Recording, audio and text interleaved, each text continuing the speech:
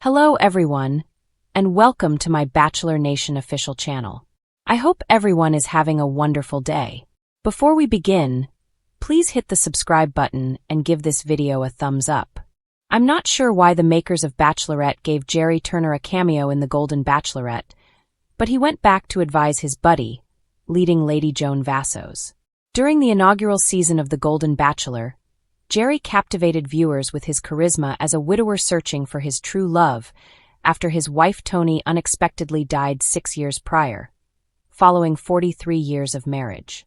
Gerry found that love with Teresa Nist, who'd lost her spouse of 42 years, Billy, 9 years ago. Teresa and Gerry got engaged while filming The Golden Bachelor. On January 4, 2024, they tied the knot in a live, nationally broadcast ceremony known as the Golden Wedding. But after just 3 months, Gerry and Teresa declared their divorce, citing indecision over where to reside due to their reluctance to part from their families. A lot of fans, me included, were shocked by their divorce and wondered if ABC should really continue with the Golden Bachelorette. But Joan has saved the franchise thus far. It is therefore puzzling to me that the creators decided to incorporate Gerry in Joan's voyage. I was very abacked to see that The Hollywood Reporter had published an exposé about Gerry during The Golden Bachelor, revealing that the producers had not done a thorough enough job of screening him. The report claimed that Gerry had dated a lady for almost 3 years, and that she had even lived with him, despite the fact that he was portrayed as an innocent widower who hadn't dated much since his wife died. Because the woman had put on weight before their high school reunion, Gerry was accused having dumped her. This news greatly saddened me since it suggested that either Gerry had given false information to the Golden Bachelor producers, or they were aware of it and had constructed an image of him that he would never be able to live up to. I found it incredible that they didn't believe that Gerry's purported dating past would be discovered. Although a large portion of Bachelor Nation turned against Gerry following these charges, he still had some supporters. However, after he informed runner-up Leslie Fima that he loved her and that she might be the one, many viewers thought that he had taken advantage of her when the Golden Bachelorette finale aired. And that's when I realized Gerry could be a heartbreaker. However, Gerry's divorce from Teresa was the last straw for many followers, including me. It appeared as though the producers had staged Gerry's entire season in order to boost ratings.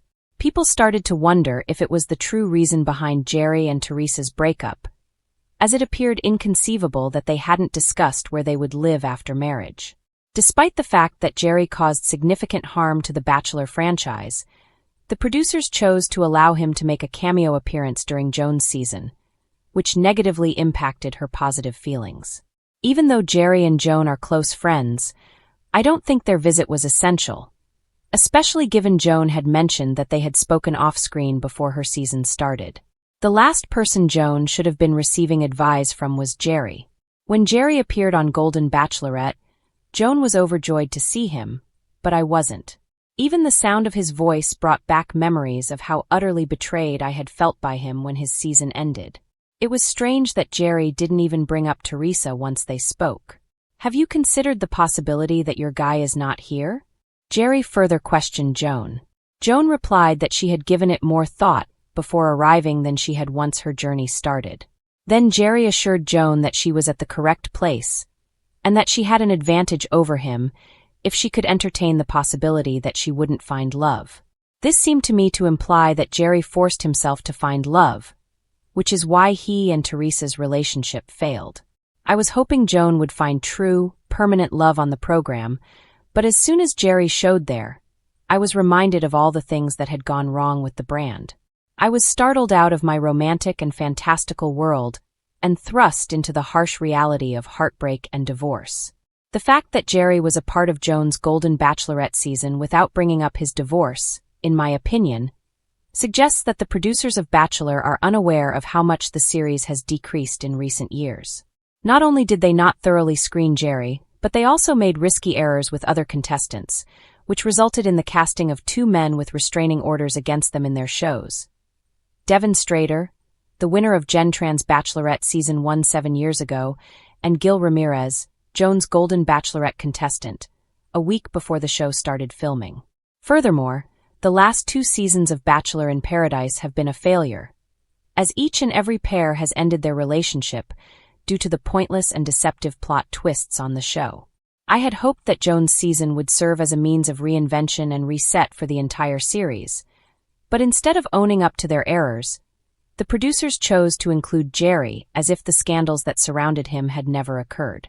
Though, given how commonplace it is for them, I shouldn't have been shocked by their arrogance at this time. I couldn't believe it anyway. I was looking forward to Joan's season, wanting to take a break from the previous stressors of the franchise programs, especially after Jen's painful separation with Devin, which was quite difficult to watch. But seeing Gerry confirmed all of my concerns about these shows' viability going forward. Just hearing his voice made me realize that a lot of what he said on The Golden Bachelor might have been lies, and it also made me wonder if the Golden Bachelorette contestants were really as genuine as Joan, even if we don't yet know them as well, and they might also be heartbreakers. The producers of The Bachelor must cease providing Gerry with a platform. I don't believe he's a hero, but I also don't believe he's as big of a villain as some people portray him to be. Now that he's had his moment in the limelight, Joan deserves hers. I think that rather than reminding fans of their previous transgressions by bringing Gerry into Joan's Golden Bachelorette season, the producers of The Bachelor should have been working feverishly to make amends. When Joan's suitors take it all off, the 4th episode of The Golden Bachelorette gets real. Discover why the older males accepted the striptease by continuing to read. Kaitlyn Bristowe shows up for a date in the Chippendales style. There is an episode in each season of The Bachelor and The Bachelorette where the candidates wear as little or nothing at all. Watchers are in for a surprise if they assumed the senior-aged version of the show would be different. This week's show features a special group date with Bachelorette Kaitlyn Bristowe, brought out by Joan Vassos. Kaitlyn brings out the original Chippendale dancers to teach the men on the date a lesson, telling them that Joan is seeking for someone bold and impulsive. The finer skills of male striptease, including the body roll maneuver, are taught to Chalk, Pascal, Jonathan, Dan, Keith, Gil, Mark, Charles, and Gerry by the exotic dancers. In July, the episode was recorded at the Avalon nightclub with Entertainment Weekly present on set. Pascal stated to the publication, "I'm up for anything. I'm really at ease with who I am. It's not about who's going to be the best Chippendales dancer or who reveals the most," Joan Vassos said to the source at the time. As a matter of fact, I would rather they divulge less. What then is the topic? Golden Bachelorette men's true motivation for deciding to take it all off. When Kaitlyn Bristowe revealed that the Golden Bachelorette men would be doing a striptease, they were shocked. However, the atmosphere shifted and they were all eager to participate after she gave her explanation. In collaboration with Stand Up to Cancer, a group date akin to Chippendale was organized to generate funds and awareness for cancer prevention. For Joan Vassos, cancer holds great personal significance. At the age of 59, her spouse of more than 30 years died of pancreatic cancer in 2021. Despite her discomfort, she told EW that the men's full-body disclosure was justified. She remarked, "It's all good for me because it's for a charity.